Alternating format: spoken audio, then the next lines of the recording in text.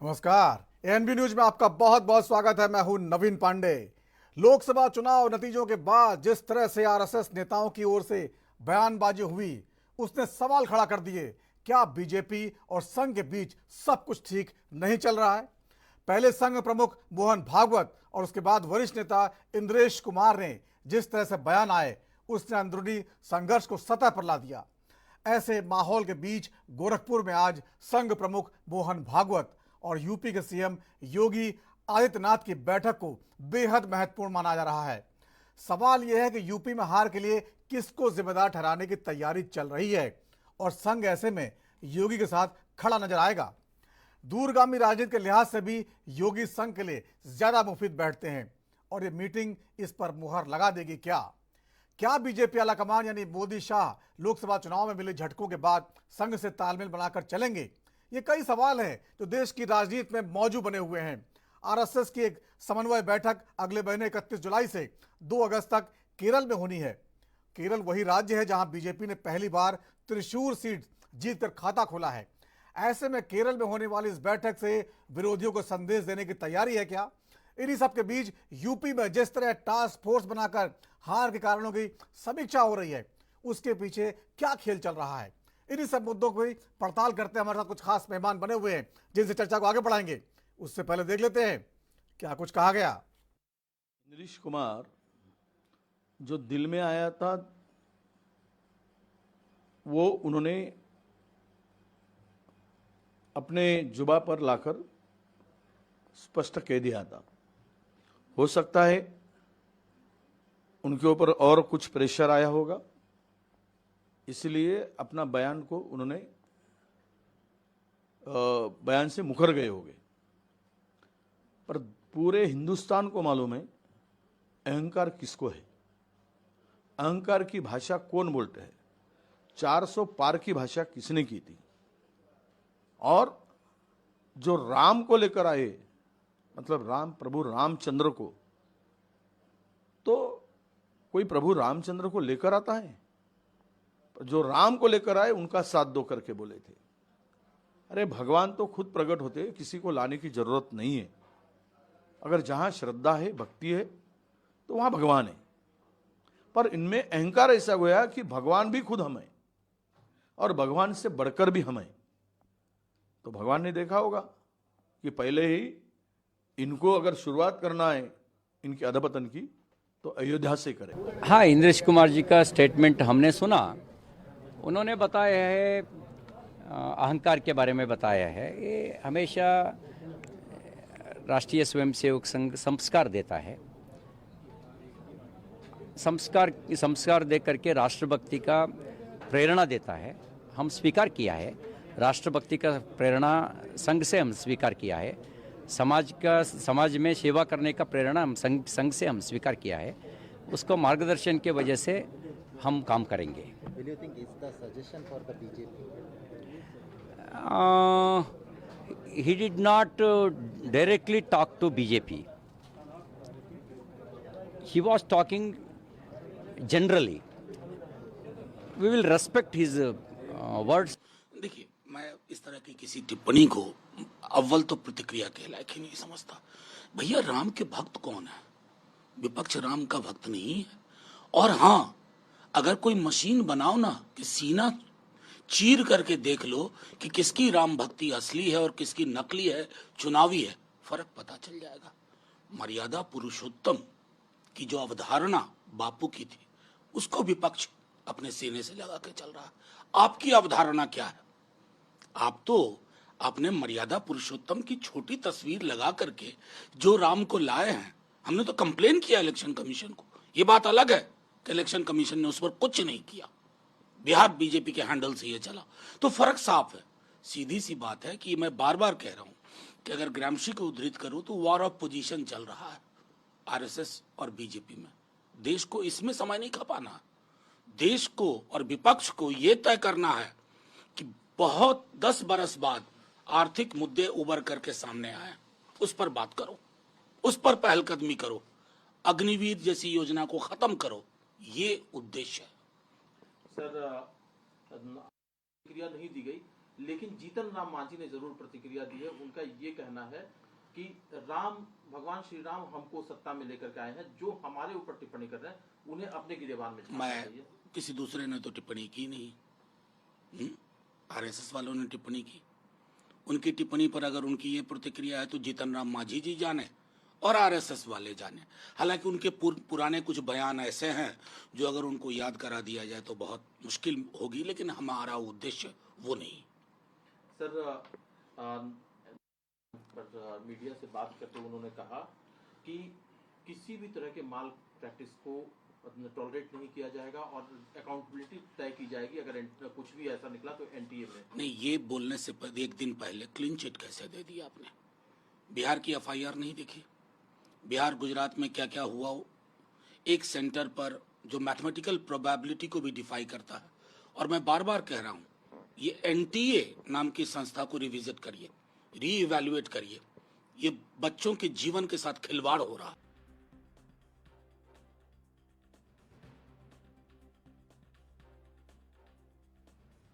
प्रमुख मोहन भागवत जी की मुलाकात होनी है और उससे पहले ही देश की राजनीति में तमाम मुद्दे हैं जो भारतीय जनता पार्टी की हार के बाद सतह पे आ गए हैं।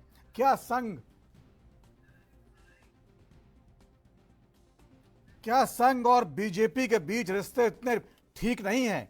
क्या योगी उन मुद्दों को, उन विरोधी विचारों को ठीक कर सकते हैं? तमाम सवाल हैं जिन पर चर्चा करेंगे। हमारे साथ कुछ खास मेहमान जुड़े हुए हैं जिनके पास चलेंगे और समझने की कोशिश करेंगे कि देश की राजनीति आखिर किस ओर जाती दिखाई दे रही है। अमित तिवारी जी हमारे साथ, नेता बीजेपी का, आपका बहुत बहुत स्वागत है अमित जी। भारत सिंह जी है प्रवक्ता कांग्रेस का, आपका बहुत बहुत स्वागत है भारत जी। डॉक्टर नितेंद्र यादव प्रवक्ता समाजवादी पार्टी, आपका बहुत बहुत स्वागत है। आनंद त्रिपाठी जी हैं राजनीतिक विश्लेषक के तौर पर जुड़े, आपका बहुत बहुत स्वागत आनंद जी। सबसे पहले अमित तिवारी जी, जिस तरह से आज मुलाकात होनी है, अभी हुई नहीं है, मोहन भागवत जी और योगी जी की, उसको लेके बहुत सारे मुद्दे हवा में तैर रहे हैं। और जिस तरह से संघ नेताओं के बयान आए, इंद्रेश जी का बयान आया, हालांकि बाद में उन्होंने यूटर्न लिया, लेकिन अपनी बात कह के उन्होंने जता दिया कि नाराजगी बहुत गहरी है और उसको जल्दी दूर करना जरूरी होगा।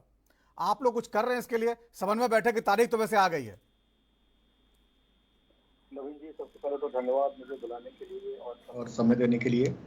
देखिए, आपने जिस तरीके से बताया कि जो एक मिनट, थोड़ा इको हो रहा है, थोड़ा चेक करा लीजिएगा। आपने जिस तरीके से बताया कि जो बयान आए इंद्रेश जी के आए हैं या मोहन भागवत जी के उसके पहले आए थे, तो देखिए हमारी वो जिस परिप्रेक्ष्य में वो सारे बयान कार्यक्रम था संघ की तरफ से, तीसरे शिक्षा वर्ष का वो कार्यक्रम था नागपुर में, तो वो संघ के कार्यकर्ताओं के लिए था। संघ के जो शिक्षार्थी तीसरी वर्ष से निकल रहे थे उनके लिए था। और एक अगर लार्जर परिप्रेक्ष्य में अगर आप देखें तो वो एक आईना था सभी के लिए, और उस आईने के पास जो भी जाकर खड़ा होगा वो उससे अपने अपने अपने हिसाब से कुछ न कुछ सीखने के लिए ले सकता है। क्योंकि माननीय पूजनीय मोहन भागवत जी का जो वक्तव्य रहता है वो पूरे समग्र समाज के लिए होता है, बिना किसी राजनीतिक पक्षपात के या बिना किसी राजनीति के ओर छोर के, वो समग्र समाज के लिए होता है। और एक आईने के समान वो हमेशा जब भी वक्तव्य रखते हैं तो समाज के सामने एक परिप्रेक्ष्य रखते हैं कि किस तरीके से हमें आगे बढ़ना चाहिए, आगे किस तरीके से हमें काम करना चाहिए। बयान दे रहे हैं ये सारे बीजेपी के लोग बता रहे हैं, लेकिन बयान आने के बाद फौरन बाद समन्वय बैठक की तारीख आ गई, ठीक है, तमाम चीजें ऐसे हो रही है जिससे लगता है कि तालमेल अब बनाया जा रहा है। अगर ये पहले बना लिया था, अगर बीजेपी 3 सीटें पार कर गई होती तो भी शायद बयान नहीं आता। तो ये सब बातें बहुत सारी हैं। बीजेपी के हारने के अगले दिन ही जो है, यूपी में हारने खासतौर से सरकार जरूर बना ली है, वहां के बाद बयान 10 तारीख को आता है, उसके बाद इंद्रेश जी का बयान आता है, बहुत कड़ा बयान आता है। ऐसा बयान आमतौर पर पिछले काफी सालों में जो है संघ की तरफ से आया नहीं है। जहां तक मुझे याद है पिछले 5 साल में तो कोई बयान नहीं आया बड़े नेताओं का। तो आप लोग इसके इतने हल्के तरीके से जो है इसको निपटा रहे हैं। नहीं, बिल्कुल हल्के तरीके से नहीं है नवीन जी। मैं जिस बात को कहने का प्रयास कर रहा हूँ उसे थोड़ा सा गंभीरता से लीजिए कि जिस परिप्रेक्ष्य ने मोहन भागवत जी ने कहा है उससे तो हम सीख लेंगे ही। वो तो हमारी मातृ संगठन है। हम हमेशा से यही कहते हैं कि जो पूजनीय सर संघचालक जी बोलते हैं उसके पीछे जरूर बहुत बड़ा संदेश रहता है, और उसके पीछे तो उससे तो हम संदेश लेते ही हैं, उससे मार्गदर्शन भी लेते हैं, और निश्चित तौर पे समन्वय बैठक जो हो रही है। लेकिन जो आपने कहा कि 300 अगर पार हो जाता नंबर तो शायद ये बयान, तो ऐसा नहीं है। मैंने जैसा पहले कहा कि भागवत जी का जो भी संदेश था वो कोई राजनीतिक, बिना किसी राजनीतिक पक्षपात के, बिना किसी ठीक है। आप तो खैर किसी नहीं संगठन मानेंगे, से जाहिर तौर पर। प्रभावित हुए तो उसके परिप्रेक्ष्य में था, एक लार्जर पिक्चर में था वो। और वो देखिए, वो जो कार्यक्रम था वो संघ का शिक्षा वर्ग का कार्यक्रम था, उसमें कहा गया। और जैसा कि मैंने पहले कहा, वो एक समाज को आईना दिखाने का काम करते हैं। तो उस आईने के सामने जो भी खड़ा होगा, मैं ही नहीं, भारतीय जनता पार्टी ही नहीं, अगर कांग्रेस के नेता भी जाकर खड़े होंगे, समाजवादी पार्टी के नेता भी जाकर खड़े होंगे, तो वहां से उनके संदेश से कुछ ना कुछ अपने लिए जरूर निकाल कर लाएंगे, जिससे उनका भी भला होगा। ठीक है। तो मैं ये कहने का प्रयास कर रहा हूं। ठीक है। भारत सिंह जी, जिस तरह से अमित जी ने बचाव किया, आप मानते हैं बात इतनी सीधी सादी है? संघ नहीं चाहता था ईडी सीबीआई का इतना ज्यादा इस्तेमाल किया जाए जितना किया गया। वो चाहता था कि सरकार अपनी उपलब्धियां बताए, बहुत सारे काम सरकार ने जो किए हैं पिछले 5 साल 10 साल में, वो चुनाव में लेके जाए। संघ नहीं चाहता था जिस तरह से कांग्रेस एक नेता लगातार जो है बीजेपी में शामिल किए जा रहे हैं और उनको टिकट भी दिया जा रहा है, संघ नहीं चाहता था। संघ नहीं चाहता था कि तमाम जो है जिस तरह से संगठन में लोग भेजे जा रहे हैं उनमें बहुत छानबीन होनी चाहिए, जो उनके एजेंडे वाले हैं वो आने चाहिए। लेकिन बहुत सारी बातें की गई। लेकिन यह भी सच है कि राजनीति में चुनाव जीतने के लिए बहुत कुछ करना पड़ता है, वो तालमेल बन नहीं पाया। और जब बीजेपी की सीटें कम हुई तो संघ को मौका मिला। योगी जी उसको ठीक कर पाएंगे लगता है? भारत जी आपको? देखिए, दो चीजें। पहले तो संघ पूरी तरह से पिछले 10 सालों से दबाव में था, और उसका वजह था कि इनके पास पूरा मोदी के नाम पे बहुमत था। और जब ये नारा देते थे पिछले 10 साल पे, मतलब अब ये अगर ये 20 दिनों का अगर निकाल दीजिए 1 महीने के पहले, तो यही होता था, अब की बार मोदी की सरकार। 10 साल के बाद ऐसा हुआ है कि अब मोदी जी कह रहे हैं कि एनडीए की सरकार। तो सोचिए कितना फर्क आ चुका है, कहाँ एनडीए की सरकार और कहाँ मोदी की सरकार। तो जाहिर सी बात है कि अगर मोदी की सरकार थी तो संघ भी भारी दबाव में था। वो डर रहा था कि आखिर हम बोले तो बताएं तो कैसे बताएं, आक्रमण करें तो कैसे करें, क्योंकि जो संघ के सेनापति थे वो कमजोर हो चुके थे। अब संघ के सेनापति मजबूत इसलिए हो गए हैं क्योंकि एनडीए की सरकार आ गई है और मोदी जी को 272 सीट नहीं मिला है। अब उनको ये पता है कि 240 पे निपट गए हैं, आज नहीं तो कल इनकी नैया डूबने वाली है। तो जितना वार जो इन्होंने 10 सालों में जितना दबा के रखा था, अब वो खुल के संघ बता रहा है, वो बता रहा है, आईना दिखा रहा है। अमित जी ने सही कहा कि आप आईने के सामने खड़े होंगे तो जैसा आदमी रहेगा उसी के हिसाब से पता चलेगा। लेकिन अमित जी ये भूल गए कि संघ जो है वो कांग्रेस की प्रचार नहीं करती। अगर कांग्रेस की प्रचार करती तो हम समझते कि आईने के सामने खड़े होकर हमको दिखा रहे। वो हर तरह से अमित जी वो जो है वो भाजपा को आईना दिखाया जा रहा है। वो समाजवादी के पार्टी का न प्रचार किए है, न कांग्रेस का प्रचार किए है, न बाकी किसी पार्टी का प्रचार किया है। संघ जो है वो हमेशा भाजपा की ही प्रचार करती है, और भाजपा की बी टीम वो जो है वो भाजपा कहा जाता है ना देश में।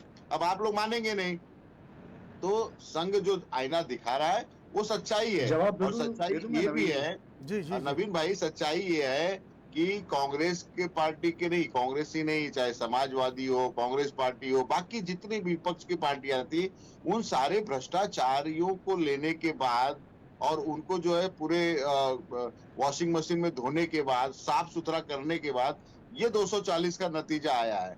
मैं थोड़ा और अगर मैं तो समझता हूँ कि थोड़ा हमसे भी थोड़ी सी गलती हो गई। हमने शायद लगता है थोड़ा कम मेहनत किया, थोड़ा इससे ज्यादा मेहनत कर देते, थोड़ा सा और कर देते, तो मुझे लगता है कि हमारी सरकार जरूर अवश्य बन जाती।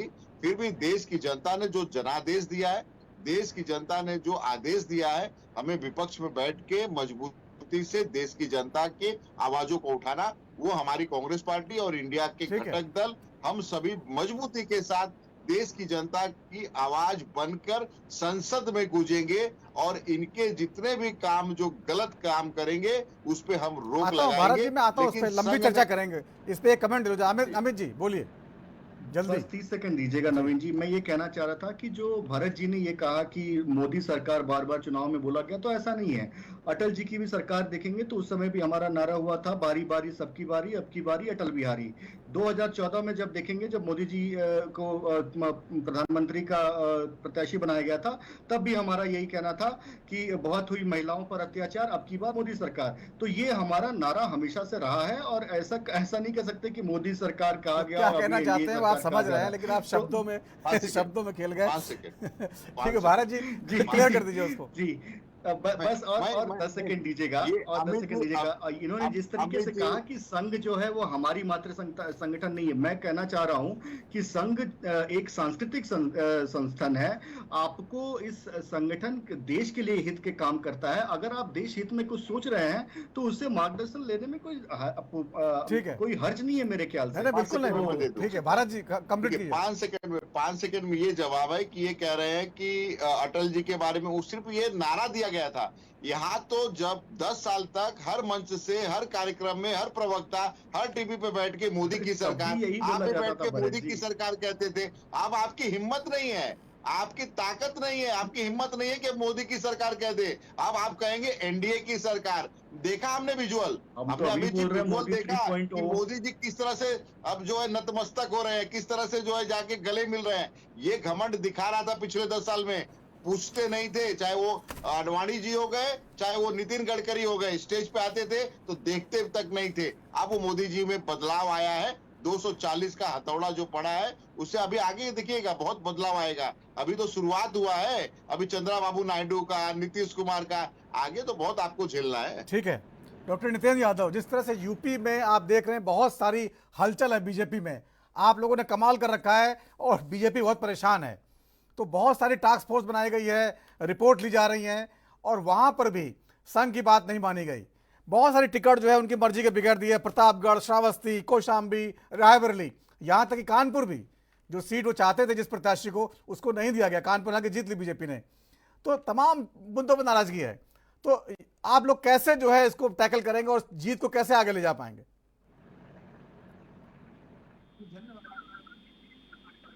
आपके एनबी न्यूज के माध्यम से हम उत्तर प्रदेश की महान जनता को धन्यवाद देना चाहते हैं, बधाई देना चाहते हैं। उन्होंने इंडिया गठबंधन को प्रचंड बहुमत दिया। वो अलग बात है कि देश में सरकार नहीं बन पाई है, लेकिन उनकी आशाओं और आकांक्षाओं के अनुरूप इंडिया गठबंधन मजबूत विपक्ष के रूप में उनकी आवाज को मजबूती के साथ सदन में उठाएगा और सड़कों में भी उसके लिए वो संघर्ष। देखिए, भारतीय जनता पार्टी और विपक्ष दोनों की अलग अलग रोल है। यह सच है, अभी हमारे साथियों ने कहा, पहले जो बार बार मोदी जी का डंका बजाया जाता था, अब वो एक मजबूर सरकार हो गई है। और मजबूर सरकार के साथ साथ अभी भी मोदी जी की निरंकुशता खत्म नहीं हो रही है, जिसके चलते जैसा कि कहा जाता है कि आरएसएस सांस्कृतिक और सामाजिक होने के नाते भी जो जिस तरीके से मोहन भागवत जी की टिप्पणी और उनके संग के अन्य प्रमुख नेताओं की टिप्पणी आना, निश्चित रूप से कहीं ना कहीं सामाजिक रूप से उनको भी शर्मिंदगी उठानी पड़ती है। जैसे मणिपुर का एक मुद्दा था जो वास्तव में सरकार किसी की भी, लेकिन जो घटना थी इतनी घृणित थी कि देश ने दुनिया के सामने हमारे देश का जो सर है वो शर्मसार हुआ। इस पर प्रधानमंत्री जी की एक भी टिप्पणी ना आना, इससे ज्यादा निंदनीय कोई बात नहीं हो सकती। उस पर उन्होंने कुछ कहा। इसी तरीके से बहुत सारे मुद्दे हैं जिसका पार्टी में आज तक आरएसएस पूरी तरीके से पूरे देश में घूम कर कांग्रेस पार्टी के खिलाफ जितना ज्यादा कुच्चा करो, जितना ज्यादा खिलाफ बोला जा सकता था, उनके नेताओं के बारे में बोला जाता। और भारतीय जनता पार्टी ने उन सभी नेताओं को जिनको ने भारतीय जनता पार्टी ने दुनिया के सबसे भ्रष्ट नेता कहे और खुद बुला करके अपना सिरमौर बनाया, उसका जीता जागता। चाहे आप आसाम से शुरू करिए, हेमंत बिस्व शर्मा से ले लीजिए, और चाहे आप महाराष्ट्र चले आइए, उत्तर प्रदेश में आ जाइए, बंगाल में आ जाइए, जिन जिन नेताओं को भारतीय जनता पार्टी ने पानी पी पी कर कोसा, अपशब्द कहे, भ्रष्टाचार का पर्यायवाची शब्द बना दिया, आज उन सबको अपना सिरमौर बनाया उन्हीं के नेतृत्व में। चाहे बंगाल के अंदर हो तो शुभेंदु अधिकारी ही भारतीय जनता पार्टी का प्रमुख चेहरा है, नेता विरोधी दल है वहां पर। आसाम के अंदर शर्मा जी मुख्यमंत्री हैं। इसी तरीके से आप महाराष्ट्र में आइए, जिसको आप गाली दे रहे थे, 2 दिन में आप चिक्की पीसिंग करा रहे थे, दूसरे दिन ही आप उनको उठा करके आप डिप्टी सीएम बना देते हैं। दूसरे चौहान नेता पार्टी में शामिल नहीं होते हैं, उसके पहले आप उनको राज्यसभा का टिकट घोषित कर देते हैं। इस तरीके से पूरे देश में बहुत सारे उदाहरण हैं जिसके लिए हम लोग लगातार बोलते हैं। अभी मौजूदा समय में यह सच है कि आज की डेट पर अभी तक केयर टेकर गवर्नमेंट है। नरेंद्र मोदी जी चुनाव में इस्तीफा देने के बाद दोबारा आपने शपथ ग्रहण किया, अभी तक बहुमत सिद्ध करने की तारीख नहीं दी गई है। अभी तक आपने सदन में बहुमत नहीं सिद्ध किया है और आपने अनावश्यक के तमाम ऐसे फैसले लेने शुरू कर दिए, विदेशों के दौरे शुरू कर दिए जिसके कोई राइट आपको प्राप्त नहीं, फिर भी मनमानी चल रही है। तो इस देश में आज भी नरेंद्र मोदी जी मनमानी कर रहे हैं और इस मनमानी से निश्चित रूप से अंकुश लगाने के देश ठीक है, और अभी सदन में आने दीजिए और सदन में आपको बहुमत साबित करना है, तो बहुमत आप साबित करिए, इसके बाद आप थोड़ा सा कुछ ओवर कॉन्फिडेंस में आइए। जिस तरीके का आत्मविश्वास, अति आत्मविश्वास में नरेंद्र मोदी जी कदम उठा रहे हैं, निश्चित रूप से संघ उस पर कहीं ना कहीं जो संघ दूरदृष्टि रखे हुए और दिखाई पड़ रहा है मोहन भागवत जी को कि जिस तरीके के आरएसएस के और भारतीय जनता पार्टी के कृत्य हैं, और भारतीय जनता अभी हमारे साथी जो प्रवक्ता भारतीय जनता पार्टी कह रहे हैं हमारा मदर संगठन है, मातृ संगठन है, लेकिन ये क्यों भूल जाते हैं कि आप भारतीय जनता पार्टी तो आपके राष्ट्रीय अध्यक्ष कह रहे हैं कि आप मुझे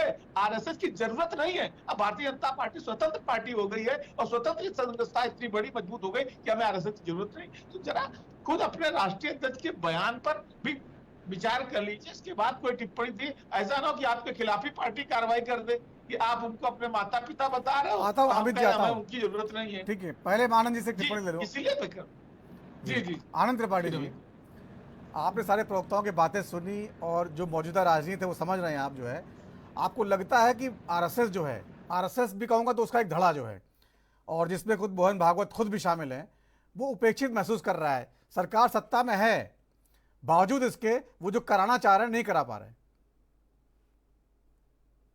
देखिए, मुझे समझ में नहीं आता कि आरएसएस जैसा आप कह रहे हैं तो क्या कराना चाहती है भाजपा से।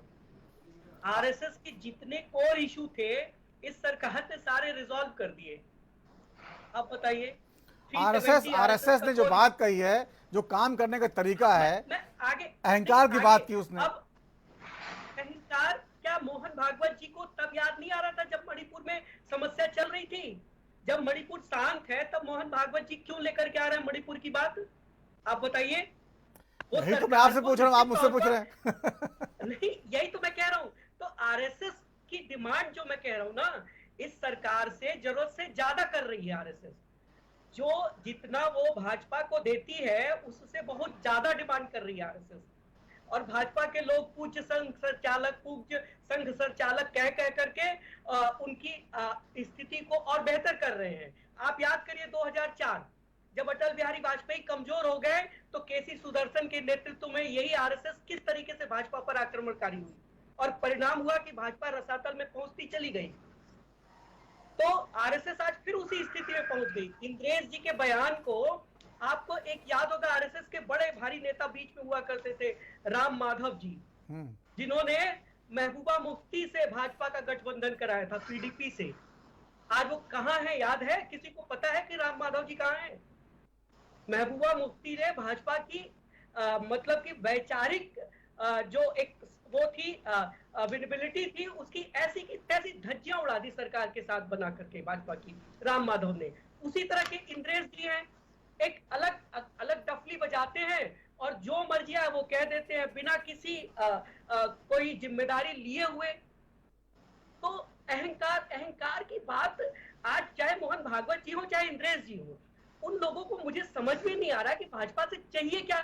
नरेंद्र मोदी जब 10 लेकिन आनंद जी यूपी के नतीजों में, महाराष्ट्र के नतीजों में सब दिखा नहीं जो वो कह रहे हैं, जो सोच रहे हैं, वो सब बातें दिखाई दी नहीं। तो यस, अगर वो यही बताना चाहते हैं कि भाजपा संघ अलग बैठ गया भाजपा से तो यूपी और महाराष्ट्र में भाजपा की हालत ये हो गई, नरेंद्र मोदी को भी सोचना पड़ेगा कि आखिर नरेंद्र मोदी भी उसी पौधशाला से निकल करके आए हैं ना। एक दिन ये भी आरएसएस की तरफ से संगठन मंत्री हुआ करते थे भाजपा में, तो उनको पता है कि कैसे इसको ठीक करना है, वो करेंगे। लेकिन मुझे जो लग रहा है कि मोहन भागवत जी का इस वक्त आक्रमण करना अपनी ही सरकार के ऊपर, वो सरकार जो आरएसएस के इतने लंबे समय से चले आ रहे बातों को पूरा कर रही है, और आज तक आरएसएस को और कोई ऐसा प्रधानमंत्री नहीं मिल पाता जो 370 राम मंदिर और यूनिफाइड सिविल कोड को के इतने नजदीक पहुंच जाता। पता नहीं, मुझे समझ में नहीं आ रहा कि ये कौन सा समय है। अगर कहना होता तो वो आपस में बैठ करके बात की जा सकती थी। अभी अमित तिवारी कह रहे हैं, अमित एक शिक्षक वर्ग में शिक्षक वर्ग के प्रशिक्षण में ये बात, मणिपुर का मुद्दा कहाँ से मतलब आता है उसका, क्यों उठा रहे हैं उसको मोहन भागवत से? वो सरकार को ये बताना चाह रहे हैं कि अब आप कमजोर हैं, हमारे सहायता के बगैर नहीं चल सकते हैं, तो हमारी अच्छी सही सब बातें मानिए। भाजपा को तो एक ढंग से अपनी आरएसएस की ही सारी बातें माने, भाजपा की अपनी बातें, उसे राजनीति करनी है। आरएसएस एक वैचारिक संगठन है, उसका राजनीति से मतलब नहीं है, चलो मान लिया एक क्षण इसको। लेकिन भाजपा तो राजनीतिक दल है, उसे अपनी राजनीति करनी है, उसे देश में अपनी सरकार बनानी है, चलानी है, तो वो कुछ अलग तरीके से भी काम करेगी। कोई आवश्यक नहीं है कि आरएसएस की सारी बातें मान ली जाए। आपको लगता है आनंद जी, योगी जी को देख रहा है आरएसएस आगे, योगी जी के साथ खड़ा है? योगी जी को बिल्कुल आरएसएस नहीं देख रहा। आप इस मुगलाते में देख ना रहे। योगी जी की आरएसएस से कभी कोई नजदीकी नहीं रही।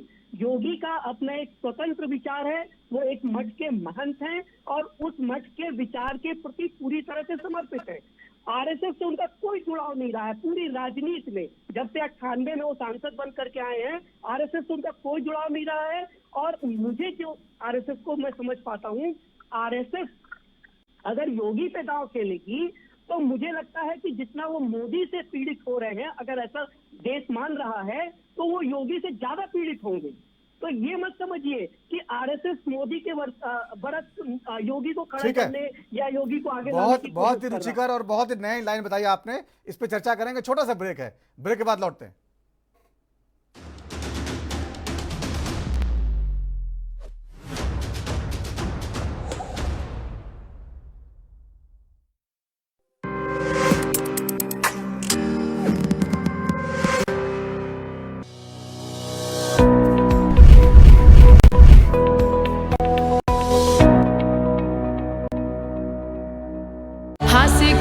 चटक सुंदर जीव न जीव सुहामी, खूबे हो से धनी, फल से फूल से हम जो बस्तर पुरहे जाऊं से हमी, पुरहे जाऊं से हमी।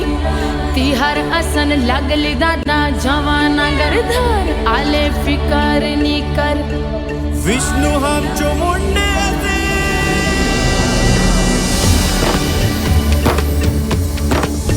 जंगल नदियां डगर में खुशियां भर भर आई है।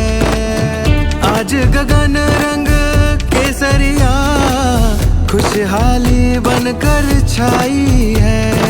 भिन्न भिन्न रंगों से सजता छत्तीसगढ़ एक मेव है। निज माटी गौरव हम सबके अपने विष्णु देव है। हमारे छत्तीसगढ़ के रहवासी अब हंसी खुशी रहे बारो मासी। देवी गंगा लहर तुरंगा, हमर छत्तीसगढ़ के जनमन होवे चंगा।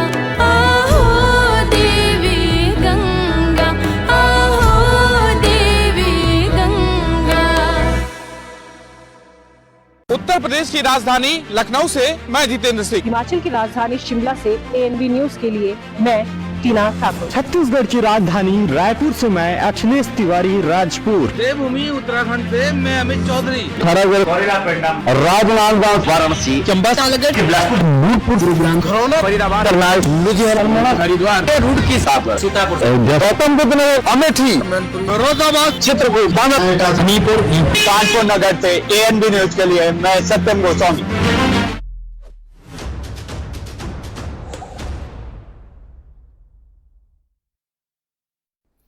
और ब्रेक के बाद राजधर में एक बार फिर आपका स्वागत है। चुनाव नतीजों के बाद बीजेपी और आरएसएस के बीच जो संबंध निकलकर सामने आए हैं उनमें मतभेद दिखाई दे रहा है।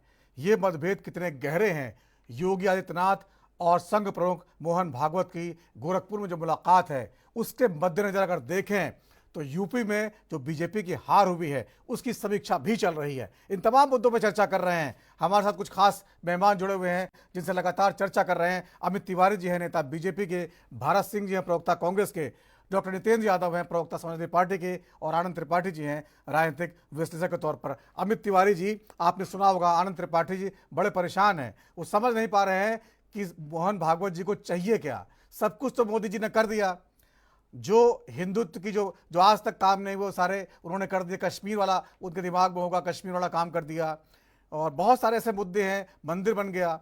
अभी मोहन भागवत जी चाहते क्या हैं? जो मेरी जानकारी है, मोहन भागवत जी चाहते हैं हिंदुओं को जो एक करने की जो उनकी जो है संघ की जो योजना है उसने यूपी के चुनाव ने उसमें खलल डाल दिया है। यूपी में जातिवादी राजनीति एक बार फिर जोर पकड़ चुकी है, जिससे लड़ने में संघ के पसीने छूटते थे। संघ ने हिंदुओं को एक करने में बहुत बड़ा संघर्ष किया, वो जो है यूपी में कमजोर हो गया है, संघ उसको जोड़ना चाहता है। ओम प्रकाश राजभर जैसे जो नेता लगातार जो है पार्टी में आए और उनको मंत्री पद दिल्ली के दबाव में दिया गया। संघ नहीं चाहता ऐसे नेताओं को एंटरटेन किया जाए जिनको अखिलेश जी ने खुद किनारे कर रखा था। आखिर उनका ओम प्रकाश राजभर का बेटा भी चुनाव हार गया और अब वो मोदी जी बयानबाजी कर रहे हैं। संघ नहीं चाहता था जो कल के नेता जो आए उनको टिकट दे दिया जाए। बहुत सारी बातें हैं जो समन्वय की बैठक होंगी उस पर लागू की जाएंगी। अभी आप बताइए, जो बातें आनंद जी ने कही हैं उनके लिहाज से कौन कौन से मुद्दे ऐसे हैं जिनको दूर करने की जरूरत पड़ेगी? नवीन जी, सबसे पहले तो आनंद जी का जो परिप्रेक्ष्य है वो एक नया दृष्टिकोण जरूर रखता है सामने, और एक बाध्य करता है सभी को कि उस दृष्टिकोण से भी सोचा जाए। तो बहुत बहुत शुभकामनाएं आनंद जी को अपनी अपनी विश्लेषण को रखने के लिए।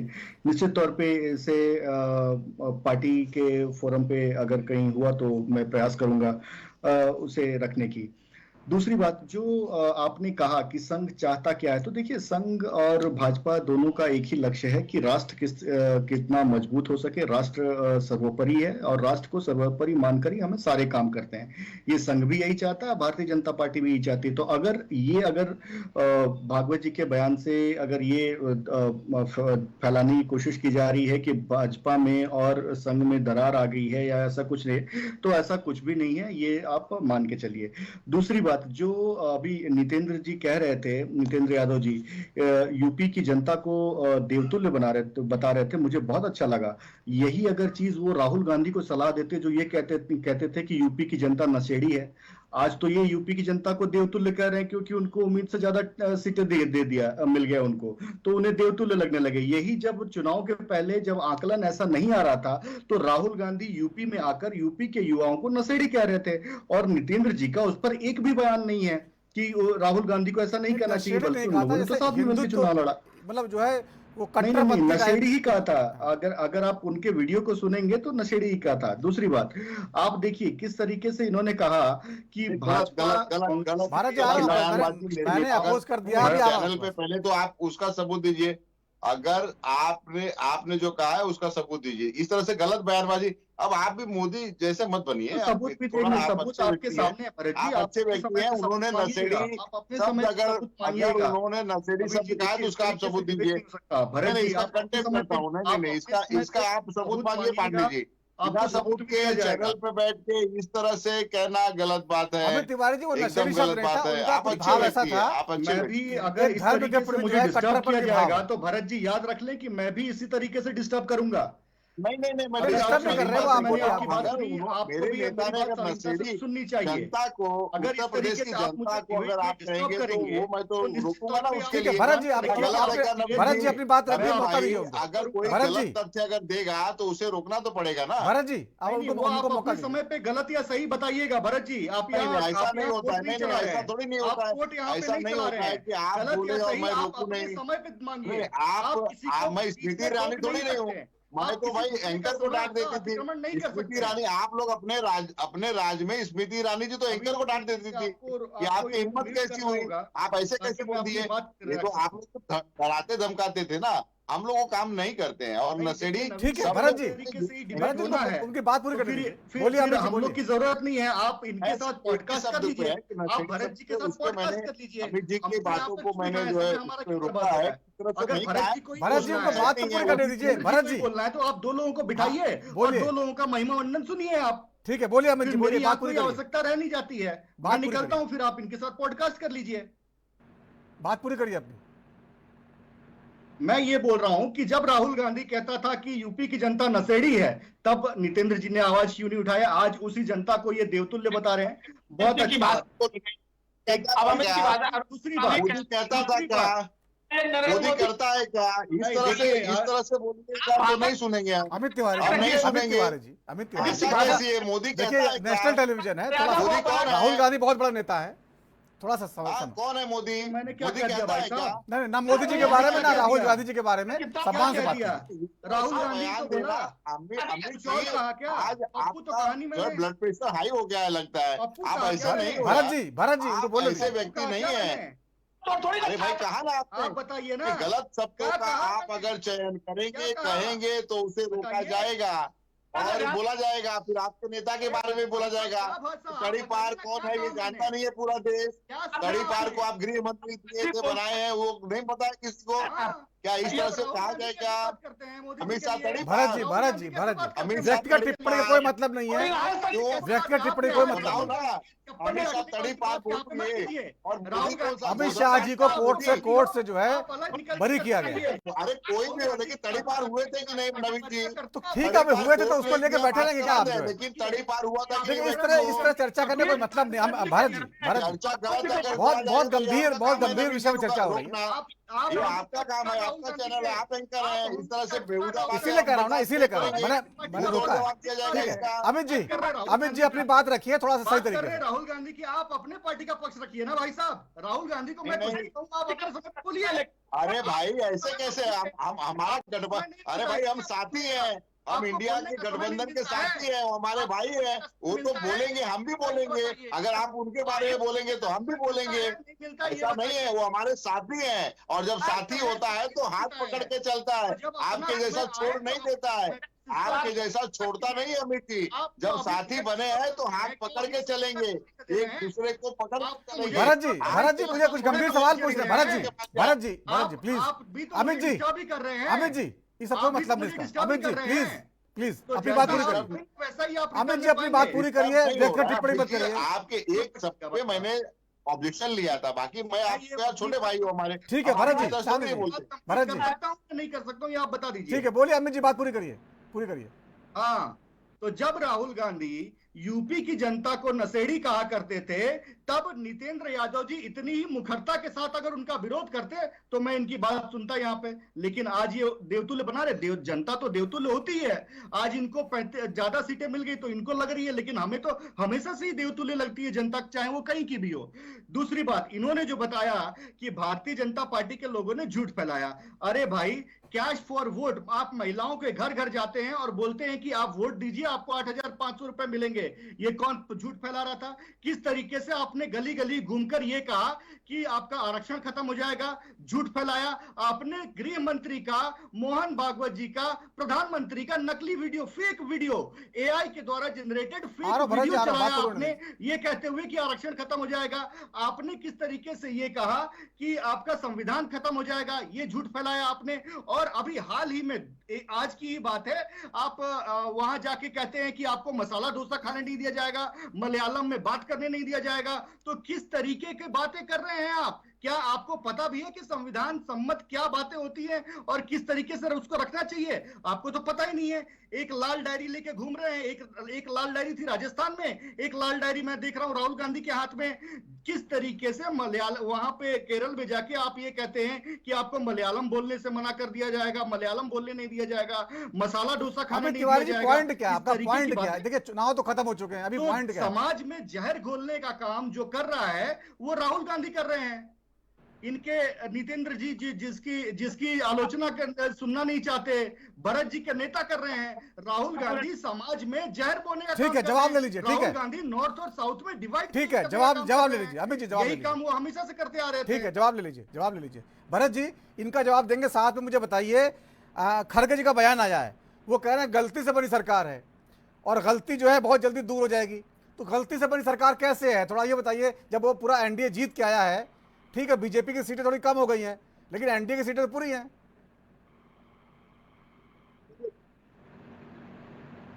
चलती है तो उसके ऊपर तलवार हमेशा लटकता है। तो आपने सरकार चलाई है सालों, ऐसे सरकारें जो यूपीए 1, यूपीए 2, नरसिंह राव की सरकार ऐसे चली है। मैं बता रहा हूँ, उसका वजह है, हमें अनुभव है मिली जुली सरकार, गठबंधन सरकार चलाने का। माननीय नरेंद्र मोदी जी को अभी तक कोई भी सरकार, चाहे वो मुख्यमंत्री रहे हैं चाहे प्रधानमंत्री रहे, अभी तक उनके पास ऐसा कोई अनुभव नहीं है कि जो गठबंधन की सरकार चला ले। उनका जो सरकार चलाने का तजुर्बा रहा है वो तानाशाही वाला तजुर्बा रहा है। और यही वजह से हम लोग ये बार बार कह रहे हैं कि बहुत जल्दी देखिएगा ये 2-4 साथी इनसे अलग होंगे और जो डिसीजन नरेंद्र मोदी जी लेते हैं उस डिसीजन पे वो कायम रहते हैं। और जो डिसीजन वो लेना चाहते हैं, मुझे नहीं लगता है और इंडिया गठबंधन को नहीं लगता है कि नीतीश बाबू चाहे चंद्रा बाबू, ये दोनों जो बाबू है ना, इनको बाबू से बाम्बू कब डालेंगे, कब क्या करेंगे, ये पता नहीं चलेगा। तो मेरा ऐसा मानना है कि सरकार नहीं चलेगा। खड़गे जी के बात का जवाब है। अब दूसरा जवाब है, ये बोले कि 8,500 रुपया झूठा प्रचार किया और कहा कि 8,500 रुपया एक जो है घर में या गरीब को मिलेगा, जरूर मिलेगा। फिर मैं आज कह रहा हूं, आपके चैनल पे बैठ के कह रहा हूं, सरकार हमारी जैसे बनेगी वैसे ही 8,500 रुपया आपको पर महीने के हिसाब से वो मिलेगा, यानी कि गरीब महिला के खाते में 1 लाख रुपया खटाखट आएगा। तो कर्नाटक में सरकार आपके, हिमाचल में वहां शुरुआत करिए ना। उन्होंने कहा कि इस तरह से मैं आपको एक जवाब दे दूं, इस तरह से 15 लाख रुपया इन्होंने 15 लाख रुपया देने का वादा किया था। आखिर भाई वो 15 लाख रुपया आज तक तो नहीं मिला किसी को। आप मुझे बताइए वो 15 लाख रुपया कैसे आएगा। तीसरा चीज मैं आपको बता दूं, तीसरा चीज बता दूं भाई, जो अरे भाई जब आप जो है जब आप जो है बबूल का झाड़ बबूल बोएंगे तो आम तो नहीं मिलेगा ना। आपने जो भाषा का यूज किया उसका मैंने जवाब दिया। अब मेरा समय आ गया तो मैंने जवाब दिया। आप माफी मांग लीजिए तो मैं भी माफी मांग लूं। मांगना तो पहले आपको पड़ेगा, मांगना तो हमें पहले आपको पड़ेगा ना। पहले तो आपने ही शुरुआत किया तो उसका जवाब तो मिलेगा ना। 240 सीट पे इसी तरह से जवाब मिलेगा कि 240 पे आप हो तो 240 पे हम भी आ गए हैं। तो आपको सड़क से लेके संसद इसी तरह से जवाब मिलेगा, याद रखिएगा। और दूसरी चीज आपको बता दूं कि जो आप कहते हैं कि हमने संविधान के नाम पे गुमराह किया, तो गुमराह देखिए भरत जी, मैंने कहा ना ये शो जो है व्यक्तिगत टिप्पणी और अशोभनीय टिप्पणियों में नहीं है। भाई अगर आप जो है बबूल बोएंगे तो उसमें आम जो नहीं मिलने वाला है। ठीक है, आप चलिए ठीक है, मुझे आगे बढ़ना है। ठीक है, ये बात करेंगे उसका जवाब बहुत सारे मुद्दे जिन पर बात करनी है। संगीत लग रहा है जब ये बोलता हूँ, मैं पे बात कर रहा हूँ। आएंगे इनका ब्लड होगा, ये 5 साल तक ऐसे आ ही रहेगा। इसी तरह से करते रहेंगे, अब चिंता न ले। ये 5 साल तक इनका यहाँ पे माफी मांगनी पड़ेगी। दूसरा चीज ये बोल रहे हैं कि संविधान की बात कर रहे हैं। संविधान पे हमने झूठ प्रचार किया, झूठ फैलाया। तो मैं आपसे बताना चाहता हूँ कि इनके ही नेता, इनके ही सांसद, इनके ही मंत्री ये कहते थे कि 400 सीट अगर हमको दे दिया जाए तो संविधान को हम बदल देंगे, हम संविधान को खत्म कर देंगे। ये कांग्रेस पार्टी का नेता तो नहीं कहा था ना, आपके ही नेता कहे। उसी कथन के अनुसार हमने जो ये कहा कि संविधान को बचाना है तो भाजपा को रोकना है और भाजपा को अगर रोकेंगे नहीं तो एक एक करके बोलिए, एक एक करके आवाज क्या सुनाई गलत दे बोला रही है। नवीन जी, बताइए मुझे, गलत बोला क्या इसमें कुछ बात? तो ये जो प्रचार करते हैं ये पूरी तरह से झूठ करते हैं। अगर आप मेरे से वरिष्ठ हैं, राजनीति में बहुत सालों से हैं, अगर ये भाषा आपको शोभा देती है तो मुझे लगता है अपने काम के नाम पे ठीक है भरत जी, ये जो ठीक है है आपकी बात आ गई भरत जी, ठीक है ये तो मंदिर भरत जी, मांगने लगे, मंदिर के नाम यही वोट माना मांगने जाएगा लगे, कि ये भाषा मांगने लगे, पार्टी द्वारा नाम पे वोट मांगने निर्धारित की जाती है। ठीक है भरत जी आपकी ये बात आ गई, भाषा बात आ गई कौन भोग कर भरत रहा जी, है? ये भाषा राहुल गांधी द्वारा पार्टी बोली गई है। जैसे लोग ये बोलते हैं जय।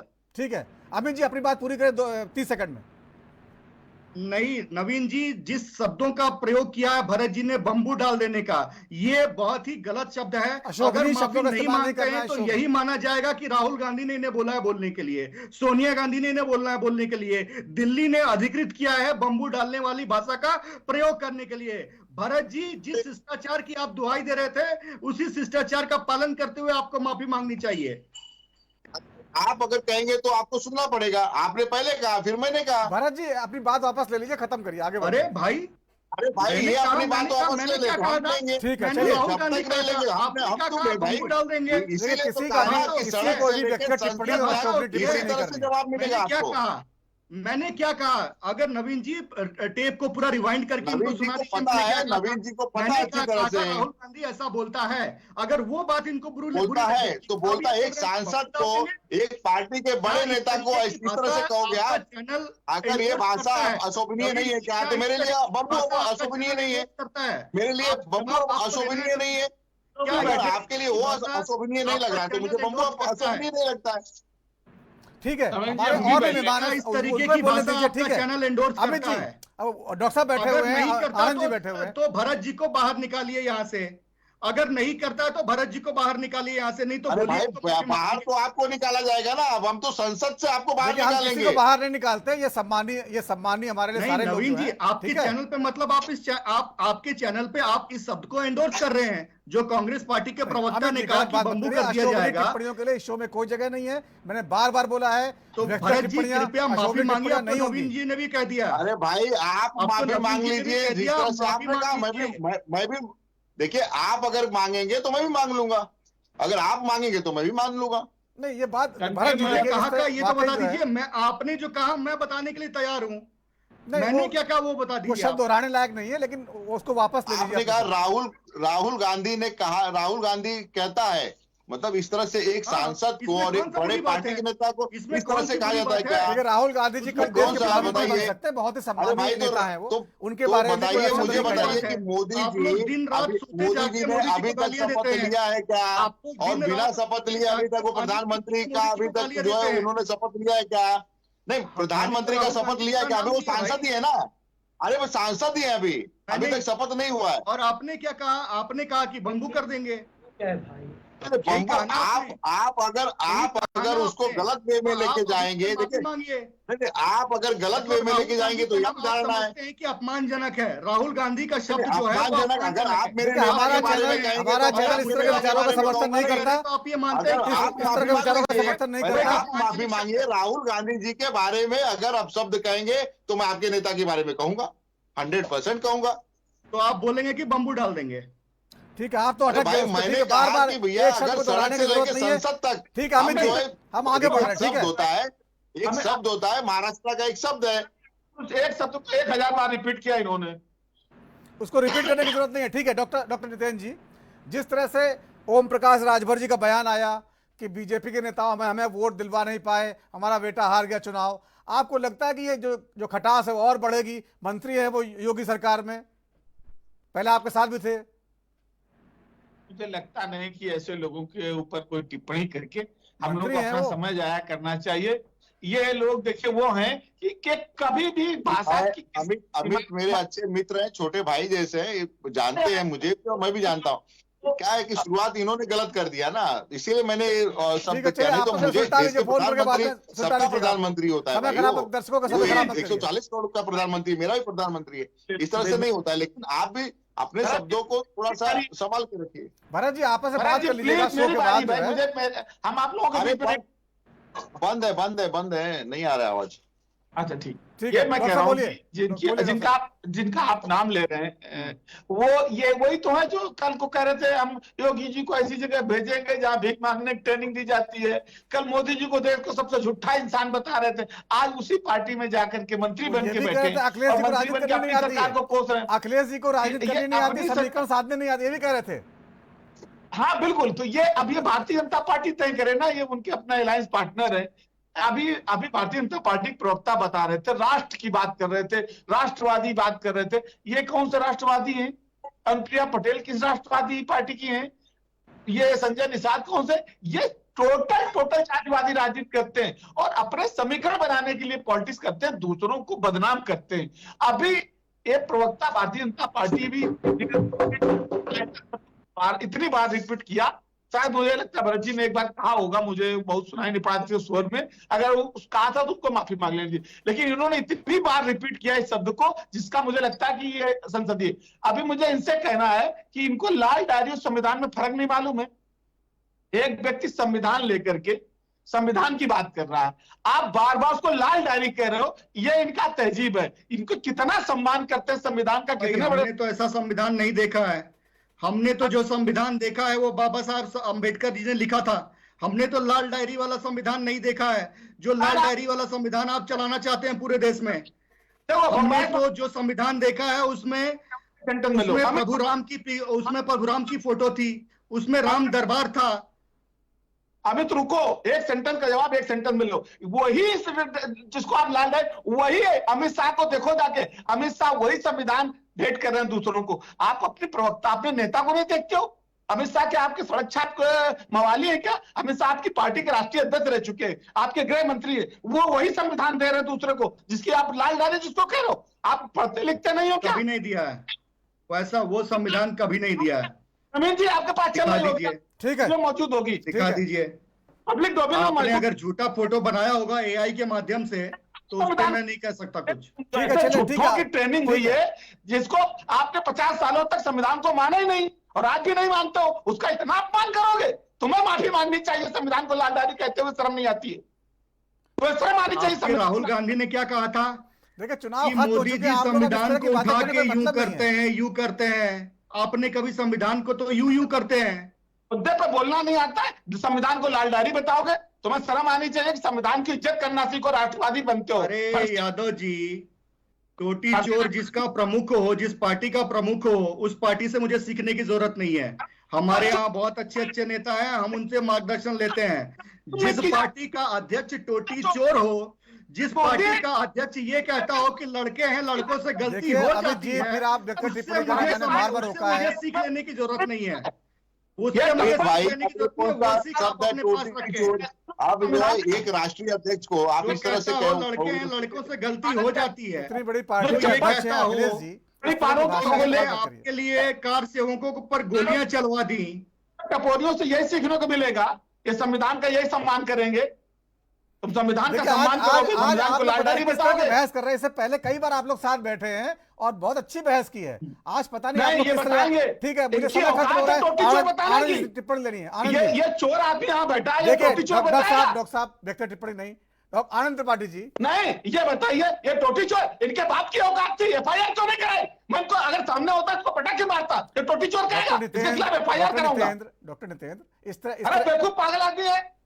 देखिए, अशोभनीय टिप्पणी जनता देख रही है, वो खुद फैसला कर लेगी। आपको उसका जवाब ऐसे देने की जरूरत नहीं है। आनंद त्रिपाठी जी, नितेंद्र जी डॉक्टर साहब हैं, पानी पीजिए, शब्दों की मर्यादा रखिए, ये सीखिए। आपको सीखने की जरूरत है, आपको सीखने की जरूरत है। ठीक है, आपको सीखने की जरूरत है। समय कम बचा मुझे, आगे डॉक्टर लगा देने से कोई डॉक्टर नहीं होता। पानी पीजिए। आनंद त्रिपाठी साहब, जिस तरह से आपने पिछली बार व्याख्या की जो है, जो संघ और बीजेपी के रिश्तों की, बहुत ही नए और उस तरह से की, और आपने सवाल भी उठाए संघ प्रमुख पे, लेकिन थोड़ा सा जो है उनकी तरीके से भी सोचिए आप जो है कि उनका जो बहुत बड़ा उद्देश्य है समाज को लेके, या हो सकता है व्यक्तिगत उद्देश्य हो, उपेक्षित हो रहे हो, महसूस कर रहे हो आप, उसकी वजह से वो चाहते हो कि कुछ उन पर ध्यान दिया जाए। और जुलाई के आखिरी हफ्ते में एक बैठक होने वाली केरल में, वहां पे पार्टी बैठेगी, इन मुद्दों पर चर्चा करेगी। आपको लगता है कि जो नुकसान हुआ उसकी भरपाई हो जाएगी? देखिए, अगर वो जैसा आपने कहा था कि हिंदुत्व में जो जातियों का बिखराव हुआ इस चुनाव में, उससे वो दुखी है, चिंतित है, तो ये मणिपुर की टिप्पणी करके तो वो दूर नहीं होगी वो चिंता, बल्कि वो वही सरकार जो उसे दूर कर सकती है उसे कमजोर कर रहे लेकिन हैं। आनंद जी अपनी बात कैसे बताएं उनको, उनका कोई सुनने वाला नहीं ना। पिछले कुछ समय से जो है सुनने की कार्रवाई खत्म हो चुकी है, इसलिए मजबूरी में बताना पड़ता है उनको मीडिया में आके। आपके पास जो असलहा होता है ना, उसे चलाने से पहले उसकी धमकी दी जाती है। अच्छा रणनीतिकार वो होता है, उसे चलाया नहीं जाता है। और इस लेवल पर जो भागवत जी से ये गलती हुई है, मैं या तो वो जानबूझकर कर गए या अनजाने में कर गए। चुनाव के दौरान तो कुछ नहीं कहा, चुनाव के बाद कहा है ताकि नुकसान ना हो। अरे तो नहीं, चुनाव के ये टिप्पणी इस वक्त की थी नहीं। मणिपुर की टिप्पणी आज से 1 साल पहले की थी, तब तो वो चुप बैठे थे। तब चुनाव था ना, इसलिए चुप बैठे थे। आज अगर वो कर रहे थे तो उनको बोलना चाहिए था कि मणिपुर में जो हिंदू मैत्रेयी समुदाय है उसके साथ अन्याय हो रहा है, ईसाई समुदायों के जरिए वो मार रहे हैं, तब वो वहां तो चुप रह गए। जो एक्चुअल मणिपुर की स्थिति है, तो सारी बातें उनकी बातों में कंक्लूड थी, सारी बातें कंक्लूड थी। उनका कहना सब पे ध्यान देना चाहिए। ये बात उन्होंने नहीं कही ना, आप सुनिएगा पूरी भाषण। मैत्रेयियों की बात उन्होंने नहीं उठाई है, सिर्फ मणिपुर की बात उठाई है। जो मैत्रेयी समुदाय के साथ मणिपुर में अन्याय हुआ आ रहा है पिछले 70 सालों से, उसकी बात नहीं उठाई उन्होंने, जबकि उनको उन्हीं की बात उठानी थी। स्पष्ट तौर पर वो नहीं उठाए, वो मणिपुर की बात उठा करके सबको एक चर्चा का विषय पकड़ा देते हैं अपनी ही सरकार के खिलाफ। मुझे इस बात से बड़ी चिंता हो रही है। तो जब समन्वय बैठक होगा तो बैठेंगे, स्वाभाविक है। भाजपा के लोगों को, संघ के लोगों की जरूरत है। उनका जो एक बड़ा भारी काडर है देश में, 5-7 करोड़ वोटर है उसमें, वो भाजपा को 60 लाख कार्यकर्ता है, 60 लाख। मैं वही तो कह रहा हूँ, 5-7 करोड़ लोग उन कार्यकर्ताओं के घर के भी तो लोग अमित जी समय खत्म हो चुका, समय नहीं बचा अमित जी। तो उन्हीं के साथ भाजपा को उनकी जरूरत है। 10 सेकंड ठीक है, 10 सेकंड तक अमित जी बोले, 10 सेकंड बोलिए। नवीन जी, बस मैं यही कहना चाह रहा था कि मैंने राहुल गांधी के नाम के आगे जी नहीं लगाया। ये दोनों, ये नितेंद्र यादव जी और भरत यादव जी ने अपना चाल चरित्र चेहरा आपके शो में दिखा दिया। ये क्या कैसे है लोग। ठीक है, समय खत्म हो चुका है। बहुत बहुत धन्यवाद चर्चा में शामिल होने के लिए आप सभी मानों का। तो राजधर में आज इतना ही। वक्त थोड़े से ब्रेक का है, ब्रेक के बाद भी खबरों का सिलसिला जारी रहेगा। नमस्कार।